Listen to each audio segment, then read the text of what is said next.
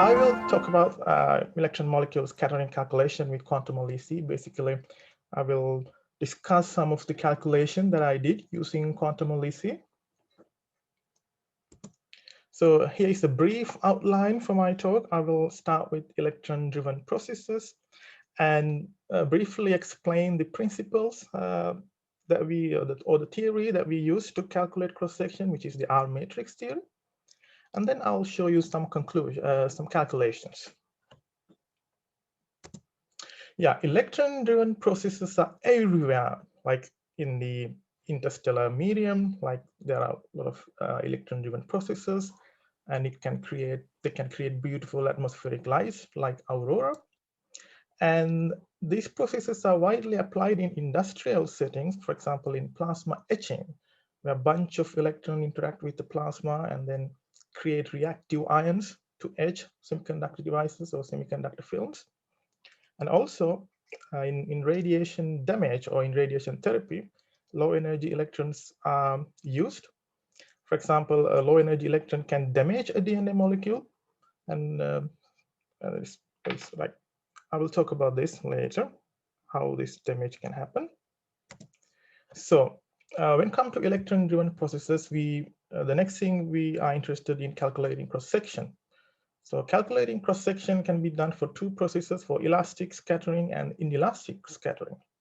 So what are the, so for example, for inelastic scattering, we can have vibrational excitation, we can have rotational excitation, we can have dissociation or dissociative electron attachment or dissociative ionization. So this happens, so electron interacts with the molecule, and then it goes to a temporary negative ion resonance. And in this resonance state, the energy of the electron can be redistributed among the molecule, and that's how like these inelastic channels occur. I mean, if you think compared to the size of the molecule, electron is very, very tiny. And if you wonder how such a small thing can do a big damage to a molecule, so it is because of this resonance. So I always tell this story when it comes to this point. I heard this from one of my colleagues. So low energy electrons, they fly like a butterfly and they sting like a bee, taking the famous quote from Muhammad Ali. Okay. So in QEC, we can calculate all these cross-section as Matt mentioned earlier. Okay, let me go through the RMatrix theory in brief. So in RMatrix theory, we basically divide the interactions region into two. One is the outer region, the other one is the inside region or the inner region. So inner region contains the molecule plus the scattering electron. And in the inside the sphere, we consider exchange interaction, electron-electron interaction, and we do a multi-center expansion of the wave function. And we basically solve the Schrödinger equation, where n stand for the n electron from the target and 1 stand for this incoming electron. We use this expansion for the total wave function in terms of the target wave function and the continuum orbitals, and this xi space spin coordinates, and we have to anti-symmetrize this expression because electrons are fermions. And this guy here is the quadratically integrable functions. And yeah, we use a fixed nuclei approximation. That means the nuclei, they don't move in our calculation. Now you may wonder, Harin, how do we do the vibrational excitation if you use a fixed nuclei approximation? Well, we do repeated calculation of fixed nuclei approach for different geometries, and then we use those information to calculate vibrational excitation. Now, in the outside of this RMatrix sphere, we neglect exchange and correlations effect. but we include long-range multipolar interactions. For example, if the molecule is dipole, we have to consider that in the outside region. In the outside region, we use an expansion like this. Here again, this is the target wave function. And here, F, this guy over here, is the scattering radial wave function. And this is spherical harmonics and spinor wave function. And if you look at this scattering radial wave function, it only depends on the radial position of the scattered electrons, because outside this region, we can assume the spherical symmetry. And that's why we use only the R coordinate. And the basic, the most important thing is getting this, the form of this guy, this scattering radial wave function. And at the boundary of this R matrix sphere, it can be constructed using the R matrix like this. And the R matrix on the surface is given by this expression, where we use the surface amplitude and the eigenvalues of the Hamiltonian, right? And then we propagate this wave function to asymptotic or to far away distance. And at the asymptotic region, the form of that radial wave function should look like this for open channels, and should be 0 for closed channel. Here, this K is the kinetic energy term. And depending on the sign of this guy, we define the open channels or closed channels. And if you look at this capital K, which is the K matrix, and the K matrix is one of the important matrix in our matrix calculation.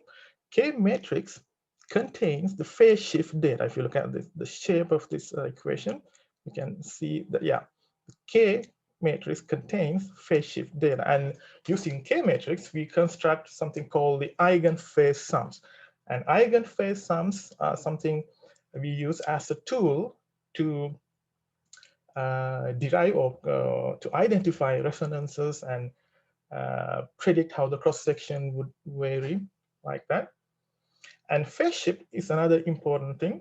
So if you look at this here, I made a sketch. So the red solid line is the scattered wave, and the dash one is the incident wave. And you can see there is a positive phase shift, and the phase shift is positive, then the overall interaction is attractive. It tells you like the electron spends some time near the molecule, so you can have that picture. Okay, and if the phase shift is negative, we have sort of a repulsive interaction. The electron get pushed by the molecule. Okay, and what happens if here's the question: what happens if the phase shift is 0? Then probably it will appear like there were no interaction at all, right? Okay, so now I will briefly go through the scattering models that Matt mentioned in his talk. So basically, we use static exchange and polarization or configuration interaction. So I will use an example to explain this. So if you look at the oxygen molecule, so this is how the electrons are distributed in the ground state. For example, 2 electrons in 1 sigma g, 2 electrons 1 sigma u in all these molecular orbitals. So overall, we have 16 electrons distributed among these orbitals. So in our calculation, we have virtual orbitals and continuum orbitals, right? Those are empty, and this is the ground state. Okay, and in the static exchange approximation, we make the target electrons static. They don't move, they are frozen. Then the incoming electron can occupy a continuum or a virtual orbital. Okay, so maybe the incoming electron can occupy this guy over here or this one, so like that. These are frozen. In the static exchange and polarization, one of these electrons can move onto a virtual orbital, while the incoming electron occupies a virtual orbital. So we have a hole here and two particles here. So sometimes we call this picture a one hole, two particle system. Okay. And in the configuration interaction, we use a CAS, that means a complete active space. That means not only one, maybe two or three electrons here are free. They are free to jump into virtual orbitals, right? But some of them are frozen. Maybe very core, like at the very close to the nuclei. These guys, they are frozen, but these are open. They can move on to the virtual orbitals. Okay. And as Matt mentioned, this configuration interaction are required to calculate electronic excitation cross-section. So when electrons will move on to the higher levels. Okay, so let me show you some calculations I did using QEC. So here I'm going to show you the elastic scattering from nitrogen molecule. And this how is the electronic configuration of nitrogen molecule in the ground state. We have 14 electrons, 1, 2, 3, 4, 5, 10 here and 4 here.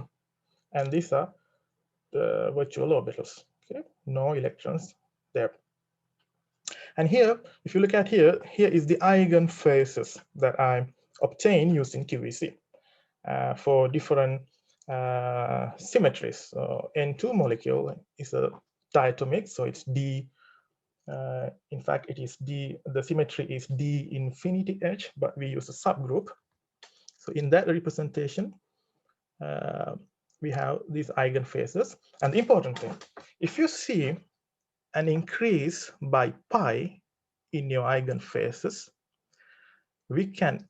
So this indicate a resonance. If it is a broader one, it's like a broader enhance or increase. It could be a shape resonance. So when you see an increase by pi in your eigenphases, in the cross section, in the final cross section, we will see peak structures. Okay, something like this.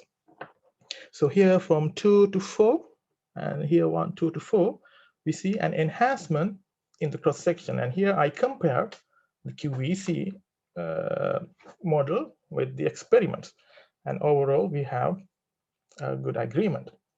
And how I mean, what is the physics behind this?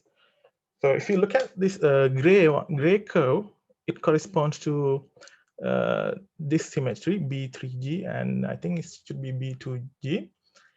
It says that the incoming electron can occupies this one of this pi G orbital.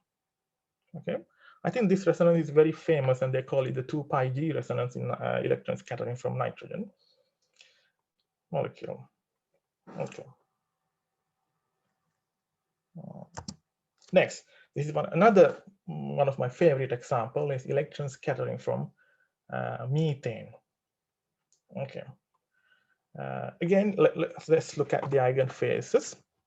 And if you look at this black line, you can see for very low energy, the eigenphase is positive, and then it become 0, and it become negative. So initial interaction is attractive, and then the eigenphase becomes 0, and then the interaction become repulsive.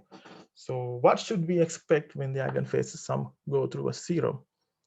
We should expect a sort of a minimum in the cross section, and this is known to be the Ramsau-Towson minimum, or Ramsau-Towson effect, which something cannot be explained by classical physics. So it's really a nice thing. So when I plot the total elastic cross section as a function of electron energy, you can see the QEC results with the experimental data. So they agree pretty well, and I'm happy. Okay. And exactly, okay, let's move on to my final example, which is the electron scattering from CH3F. So here I show the differential scattering cross-section for two electron energies, 5 and 10. And if you from the first look of it, we have excellent agreement with the experimental data. And for low angles, scattering angles, you see we have like a higher cross section. So low angles mean almost forward scattering, right? In experiments, it's a really hard thing to measure forward scattered electrons, because how would you differentiate those electrons from the incident electrons, right? And this measurement cannot be easily done using an experiment. And please, okay, let me remind you that CH3F is a dipolar molecule, and so for forward scattering or small low energy electrons, we should expect an enhanced cross section because of the long range nature of the potential. And when compared with the experiment, again, we can see very good agreement.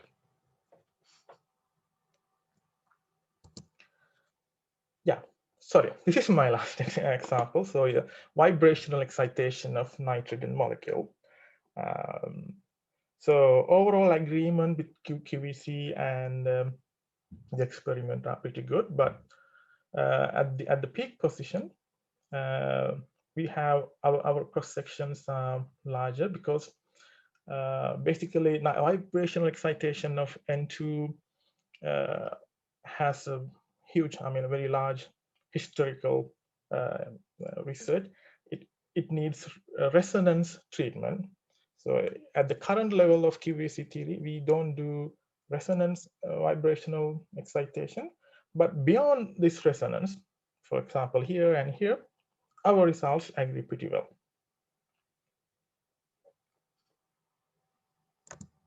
Okay, so as a conclusion, I love this. QVC gives you like a very interactive way of doing RMatrix calculation. And as Matt mentioned, we have MolPro integrated into QVC. That means all this quantum chemistry of your molecule, they can be done quite easily from molecular orbital energies, all these configurations. You can simply start by putting the atoms into one place and do a geometry optimization and do calculation. And using QVC cross sections, we can conclude, we can come to like knowing some important physical phenomena associated with those molecules. And if you it's like if you want to do your own RMatrix calculation from scratch, it will take years and like months to do this type of calculation. But having QVC makes your life, or my life, very easier. So thank you very much for listening to my talk. And if you have questions when you are using QVC, please direct them to me or to this email address.